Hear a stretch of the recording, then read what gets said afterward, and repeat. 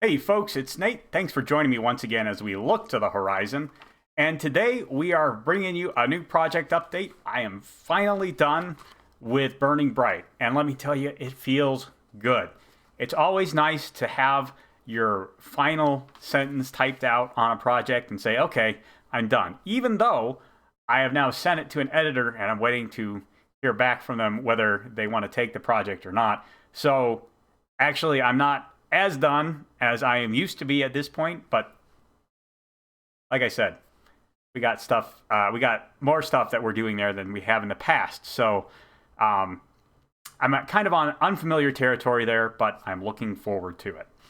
Here is the outline for Fire and Gold. As you can see, it's 3 pages, and I would say I have done probably about a quarter of one page so far typed up. That's about a chapter's worth, more or less, and I think I'm making pretty good progress on that.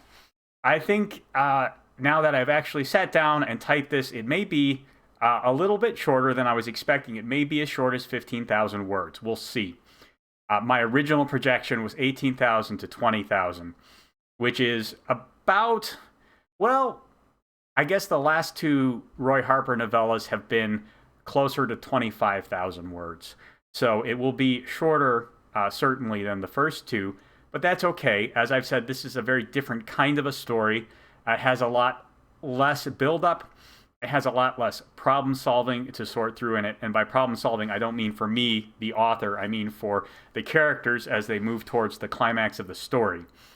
So it will not require quite as much groundwork to be laid. It will not require quite as much setting to be built. It takes place basically in a small ranch in the middle of the Western Plains. And you don't have to set up a sky train or you don't have to hike through the mountains to get to the climax of the story. So it's going to be a little bit different. And hopefully, it will still be as satisfying when you hit the climax, but we'll see. Anyways, that story is under development, and I am trying to decide whether, as I've said before, I keep a lot of irons in the fire as I'm writing.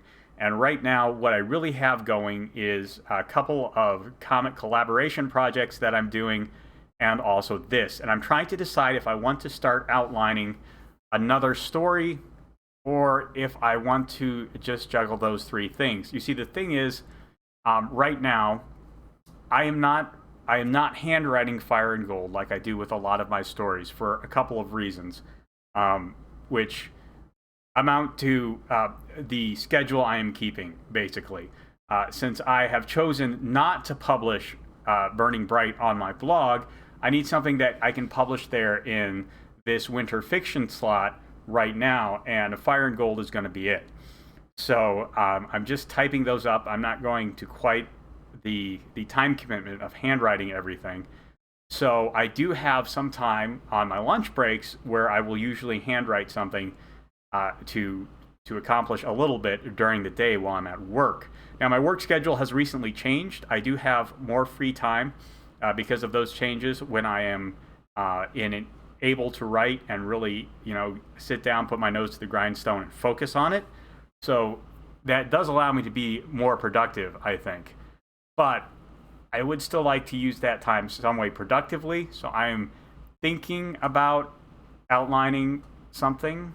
I don't know if I want that to be everyone wants to laugh, or the savior of the sewers, which would be the sort of sequel to Burning Bright. But I want to do something there, and I'm not sure what it is yet. I may take this week to just scribble down some ideas and do some doodling. Doodling usually helps me to work out story ideas when I am stuck. That is another thing I do to overcome writer's block at times. But I haven't put my finger on exactly what I want to do after I'm done with Fire and Gold. What I may start doing is I may actually start building that outline for The Gospel According to Earth, which is the finale of the Triad World novels that I have been trying to work out for the last year and a half. and I have ideas for the conflict I want in that story. I don't have plot elements and structure down yet. And as I've said before, it is that foundation of events upon which I build everything else as I am building a story. So I need to start getting some of those ideas worked out if I really want to tell that story next year, which I think I would like to. I would like to try and get that finished up so it will be done.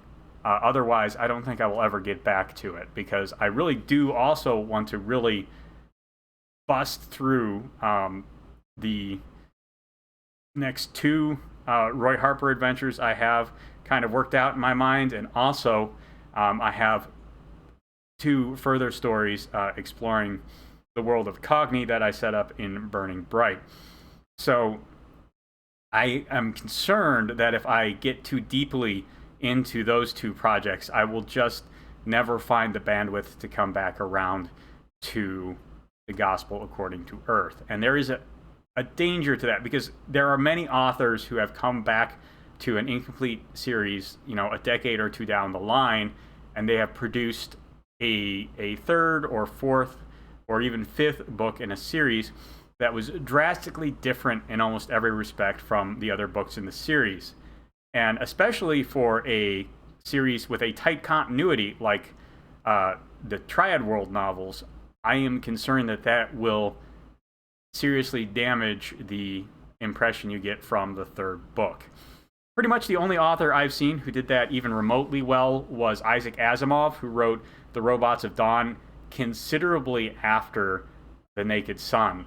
And The Robots of Dawn was a pretty good book, but he also wrote Robots and Empire, a short, I don't know what the time gap was between The Robots of Dawn and Robots and Empire, but Robots and Empire is really not a very good novel, which is disappointing, because he was trying to connect all of his novels together in a great timeline, and Prelude to Foundation, the other novel he wrote that was a very good take on that, was very enjoyable, but Robots and Empire was a lot more lackluster. So there was that.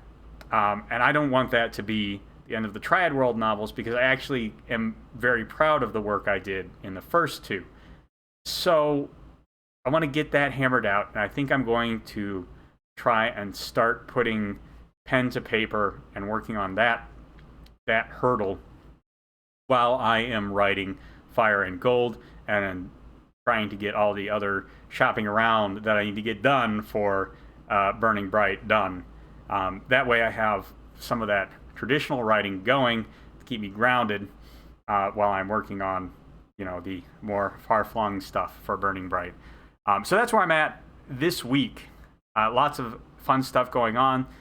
Some of it is stuff that I am quite familiar with. Some of it is stuff that is quite new and that I am excited about. I will keep you apprised, as always. Let me know what you think down in the comments below. There's a like button and a subscribe button there you can use as you see fit, and I'll talk to you later.